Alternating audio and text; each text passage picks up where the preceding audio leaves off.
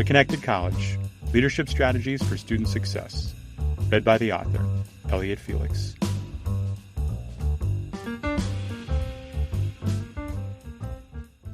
Introduction. I was confused, and I knew students were too. Years ago, as part of a consulting project for a top university, I gathered half a dozen different departments and centers around the table for a workshop about how to better support their students. One by one, each director introduced their function: the library, the tutoring center, information technology, the math lab, the writing lab, and the writing center. Each described what support services and programs they offered, how they provided them. Did you catch that they had a writing lab and a writing center? Wondering what the difference is? I was too. After asking this obvious question, I learned that the writing center was a place run by the English department for any student to get writing help from grad students enrolled in a practicum. The writing lab, meanwhile, was run by the Academic Support Office and was also a place for students to seek assistance with their writing. It sprouted up because the writing center's staffing model, location, and approach limited the number of students they could help, which meant they weren't meeting the need. The university was offering identical services with similar names in two separate places with two different staffing models with two competing philosophies, one fixed by tradition, the other responding to student needs. Neither worked with the other because of these differences and because they reported to separate folks. Neither could imagine doing things differently. Convention won out over cooperation. This added complexity, confused students, and wasted precious time and money. In my consulting work with more than 120 colleges and universities over the past 20 years, I've found problems like this are all too common. While it may not be as obvious as a separate writing center and writing lab, every college or university has its own version of this issue. Too many of today's colleges and universities are defined by their silos and separations: teaching and research, student affairs and academic affairs, courses and careers, academia and industry. The list goes on. They have competing centers, services, and programs that ought to collaborate, if not consolidate as one. Their traditions get in the way of better supporting students and meeting their changing needs. Their policies and processes create confusion for students and frustrate the faculty and staff. Smart, well-meaning, and hardworking people succeed at helping students in spite of these structures, not because of them. Despite these challenges and all that's changing in higher education, conventional wisdom prevails at many colleges and universities. Stay in your lane. Traditions are our strength. More is better. Corporate partnerships will ruin us. Demographics are destiny. Create broad appeal. Follow our peers. Focus on fixing our weaknesses. Get consensus before taking action. This is not a recipe for student success. It's a recipe for maintaining traditional separations and silos. Demographic shifts, technological breakthroughs, economic upheaval, and new ways of learning and working all mean that higher education must change.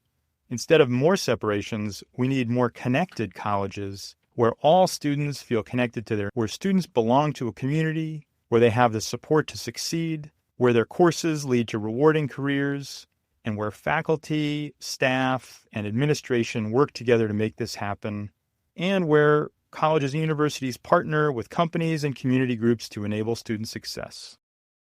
At connected colleges, academic programs are connected to career paths and employers. Students feel connected to a purpose. Colleges are connected to their surrounding communities and corporate partners.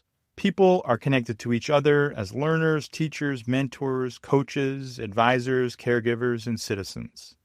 The Connected College is for leaders in higher education looking for unconventional wisdom and a practical playbook to enable student success. It's an encouraging, evidence-based management and leadership book that will challenge you with breakthrough ideas, success stories, and practical tactics. It's based on my decades of consulting work and research, as well as insights from dozens of innovators in higher ed who have contributed their expertise and perspective through in-depth interviews, profiles, and case studies. This book is for presidents, vice presidents, provosts, deans, trustees, department heads, and directors who've lost patience with silos and want ways to bust through them. It's for people whose blood boils when they hear, "That's the way we've always done it."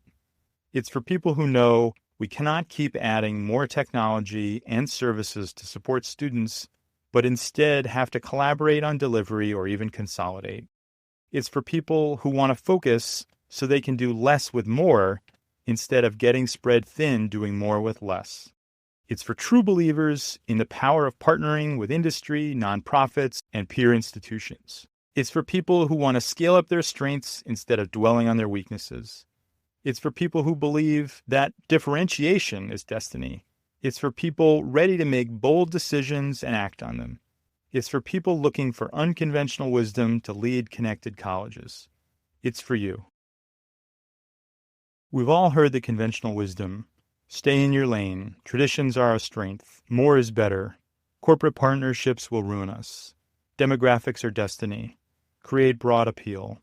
Fix our weaknesses. Get consensus before acting. But at connected colleges, we bust silos, believe that agility is our strength, that less is more, so integrate, don't add. That partnerships are the future, that differentiation is destiny, that you should build niche communities and scale up your strength and make bold decisions.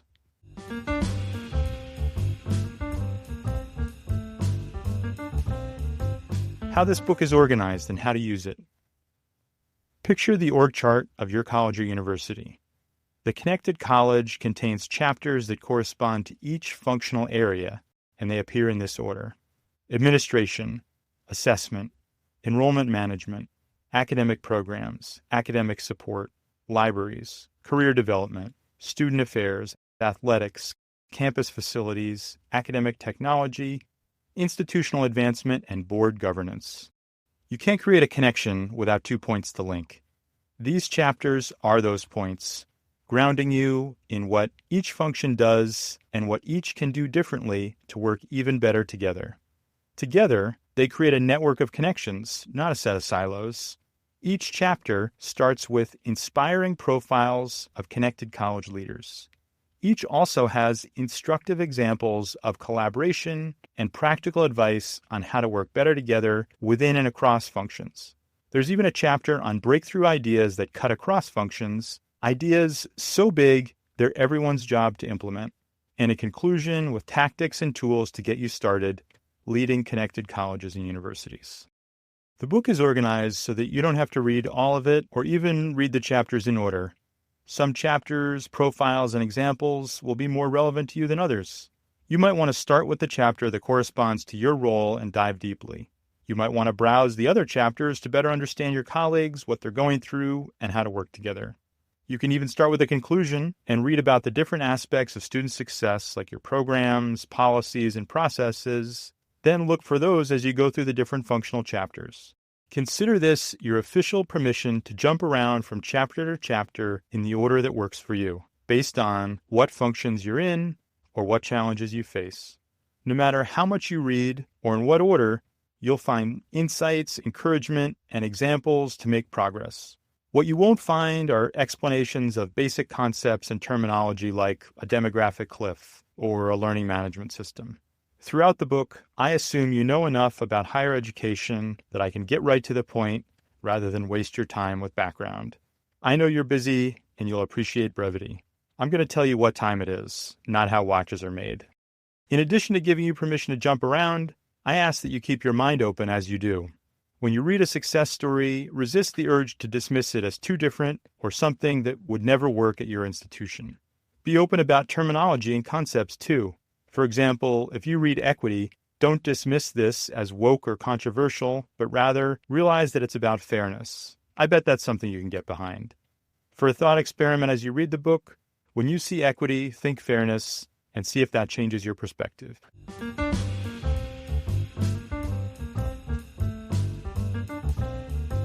Connected colleges by design.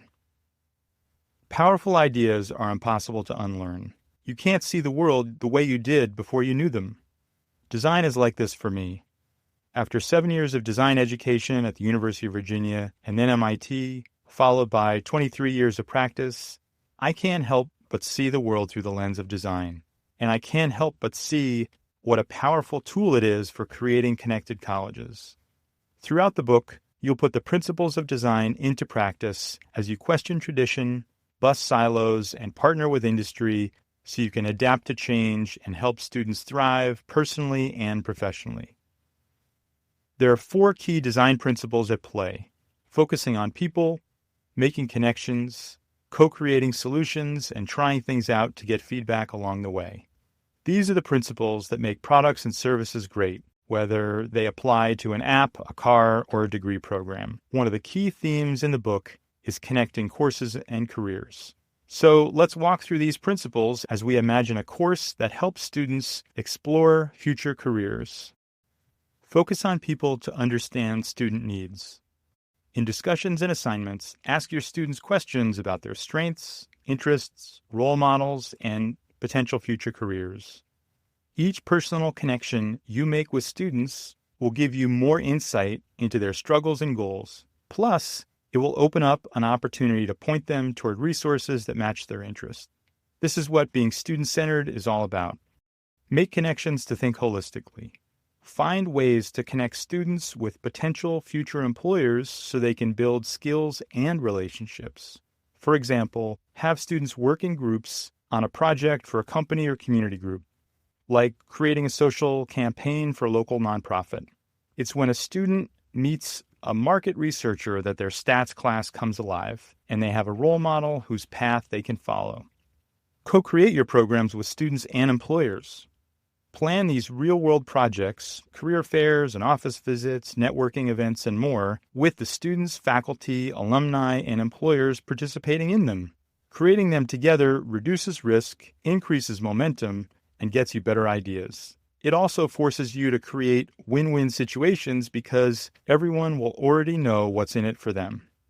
Try things out and get feedback along the way.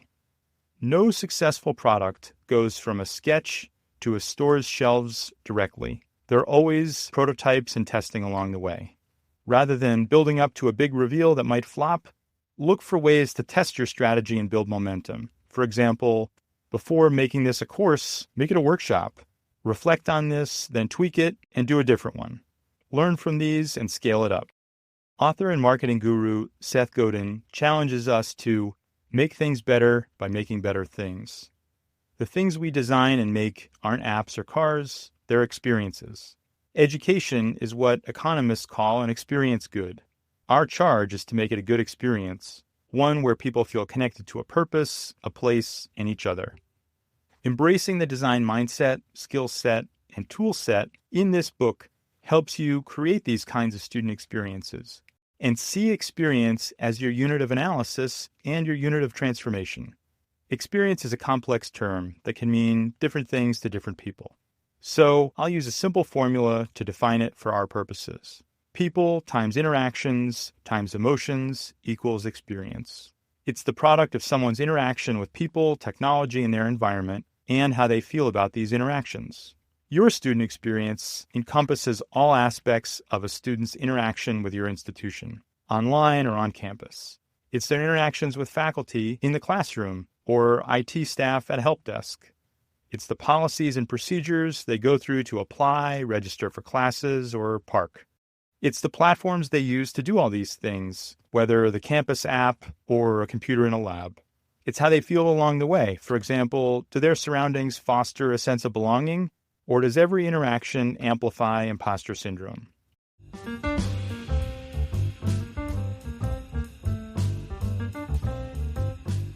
Adapting to trends. As you lead better connected colleges and transform your student experience, you'll confront changes in the sector and society that are reshaping higher education. From my conversation with Mike Palmer, host of the Trending in Education podcast, I distilled these 6 macro trends: changing public perceptions, evolving student demographics and needs, shifting workforce needs, new partnerships and operating models, grappling with technology change, and reckoning with college closures. Let's go through these one at a time. Public perceptions of higher ed are shifting. Rising prices, coupled with concerns about job prospects and research showing varied and limited return on investment, are all fueling skepticism.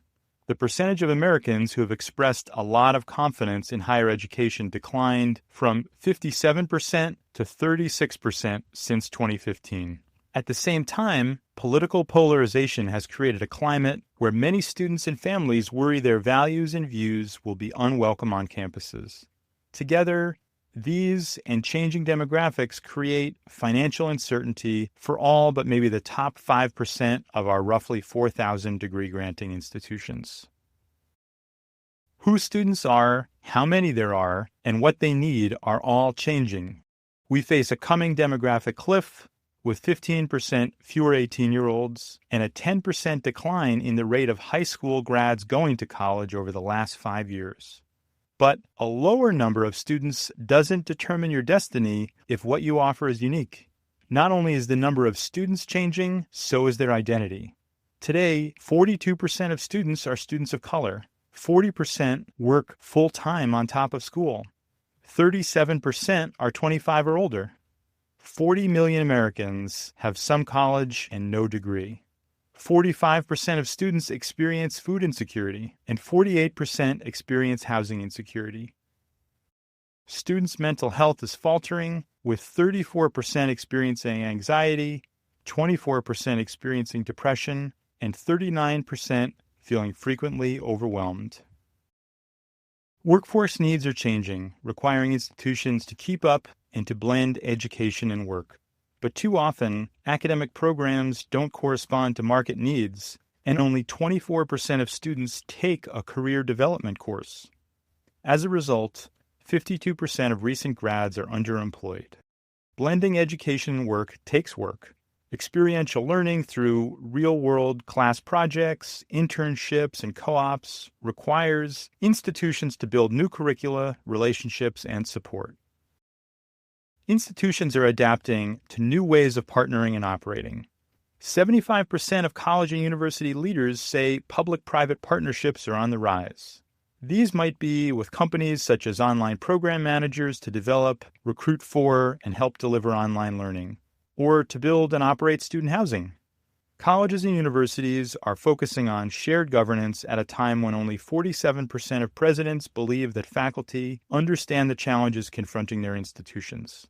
They're becoming student-centered, prioritizing student success over traditions, outdated policies, and cumbersome processes.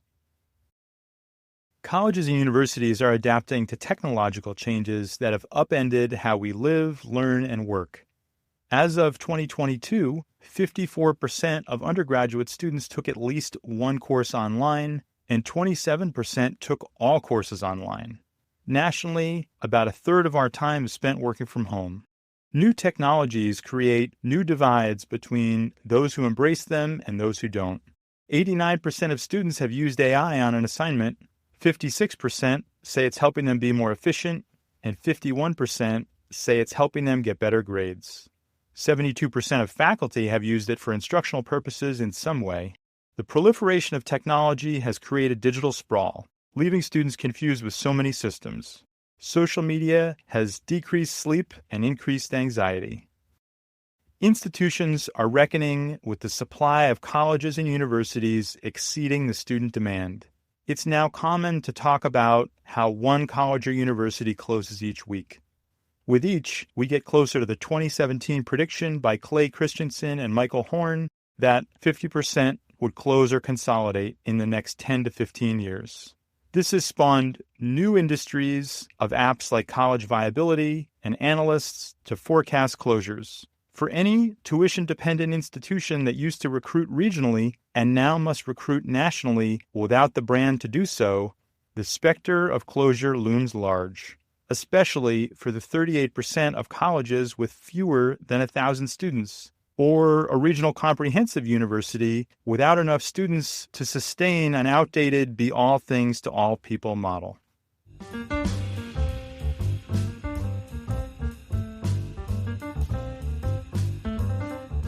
The inspirational profiles, case studies, and strategies to come. Throughout the book, you'll hear about 6 connections we must forge: feeling connection to an institution, belonging to a community, support to succeed, courses tied to careers, internal collaborations between functions, and external partnerships with other institutions and industry. As you respond to the social, financial, and technological trends reshaping higher education and put design principles into practice, here's what's inside each chapter to help you. And in this audiobook, you'll get to hear the voices of the inspirational leaders I profiled, starting now. In Chapter 1 on administration, we meet Sanjit Sethi and Suzanne Rivera, presidents of the Minneapolis College of Art and Design and Macalester College, respectively. We learn that a leader's job is not just to create stability, but to change and adapt. We chart a course for the next generation of college and university leaders to embrace agile planning, redesign organizational structures and relationships, and build supportive communities to enable student success. Suzanne challenges us to ask ourselves, are we ready to support each student in their own journey to flourishing so that they can leave here equipped with the tools to have a meaningful and purposeful life?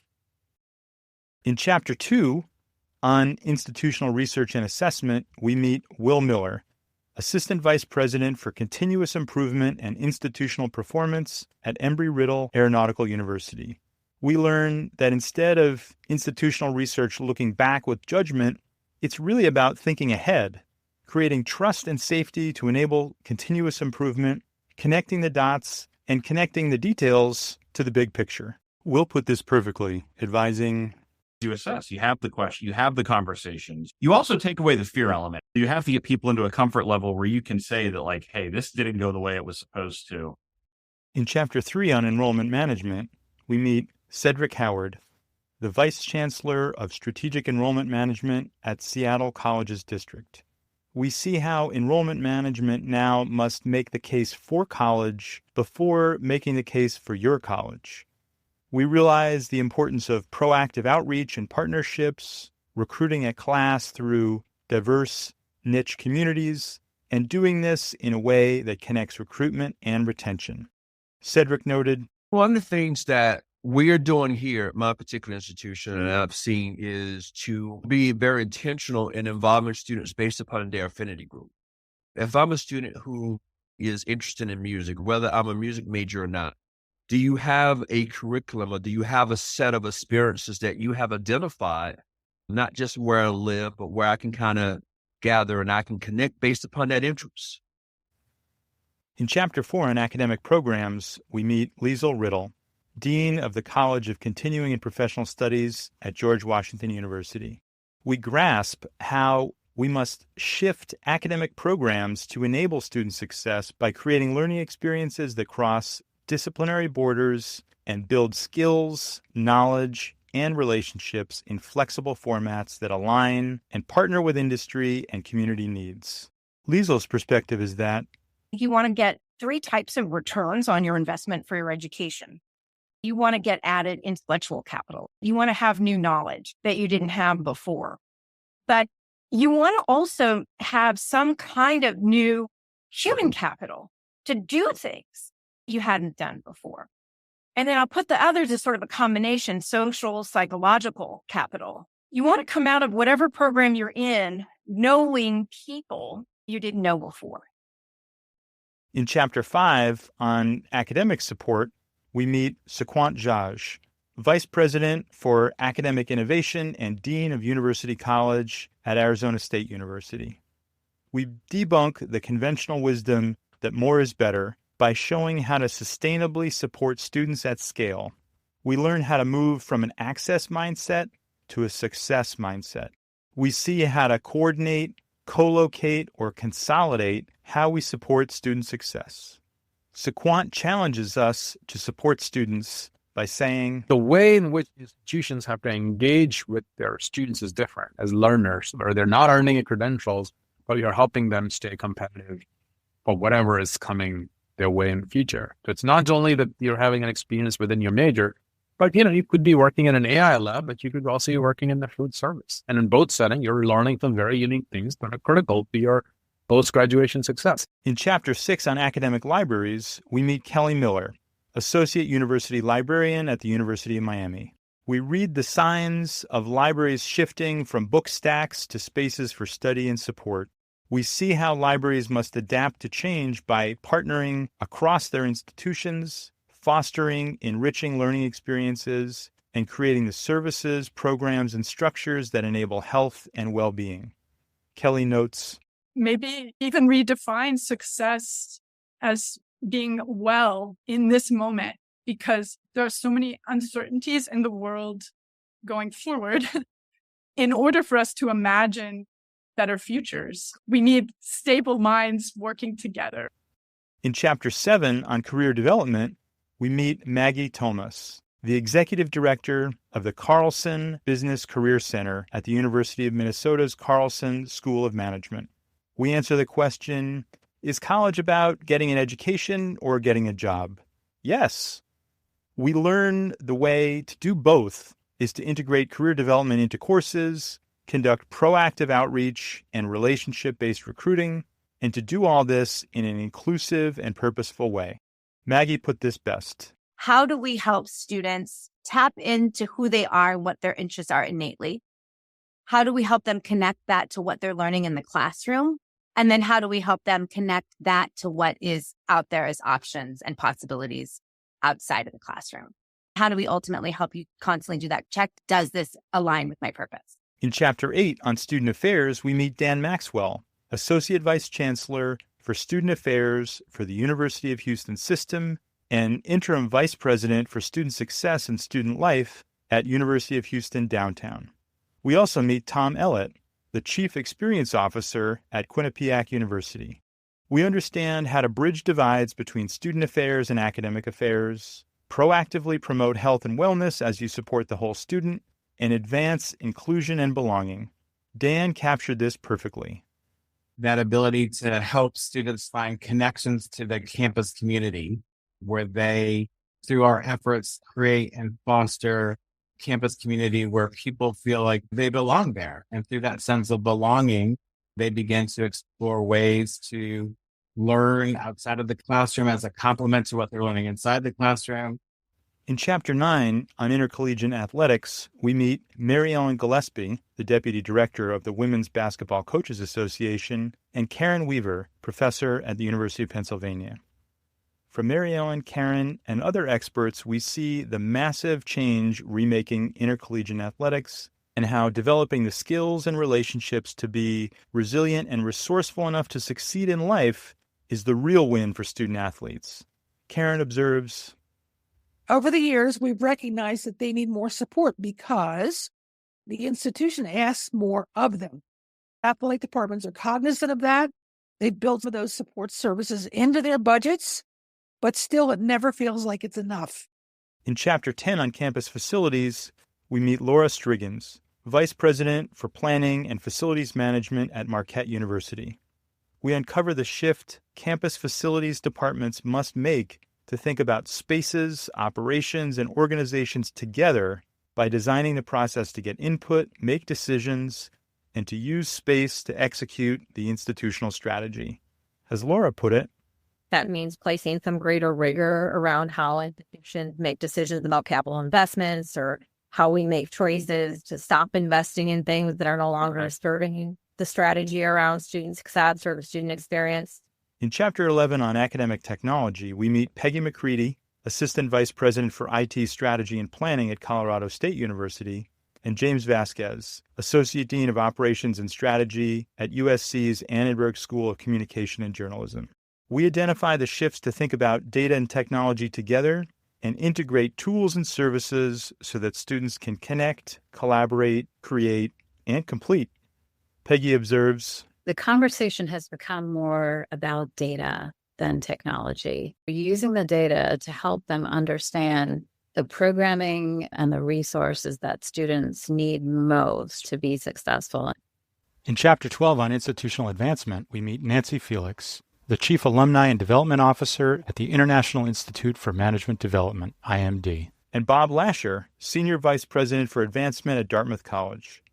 We learn how advancement professionals must leverage data analytics, embrace partnerships, and create the next generation of advancement professionals and supporters, all in service of galvanizing people to give. As Bob put it, I really think about it as the role of mobilizing the greatest number of members in a community around a common purpose. If you do it right, you're actually galvanizing them. And how can you, at scale, win hearts and minds to actually act on behalf of the institution? In Chapter 13 on board governance, we meet Steve Charles, an alum and trustee at Temple University. We see how, even though people think the job of the board is to make decisions, asking questions is just as important.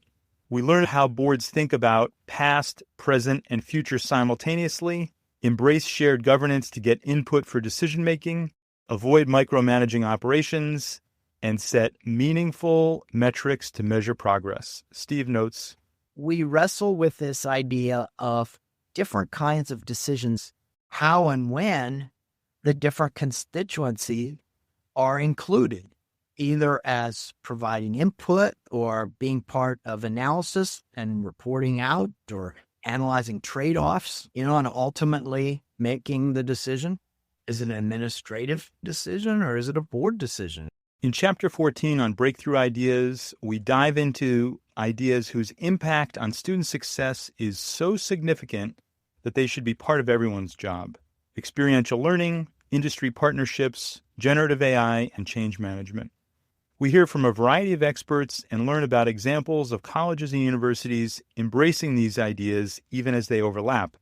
Experiential learning on real-world class projects and internships rely on industry partnerships and require change management to adopt new ways of doing things. In your commencement, we end not simply with a summation, but with tactics and tools to put these lessons on creating better connected colleges into action. Central to this is the Program Design Canvas, which you can download at elliottfelix.com/tools to help you assess current programs and create new ones.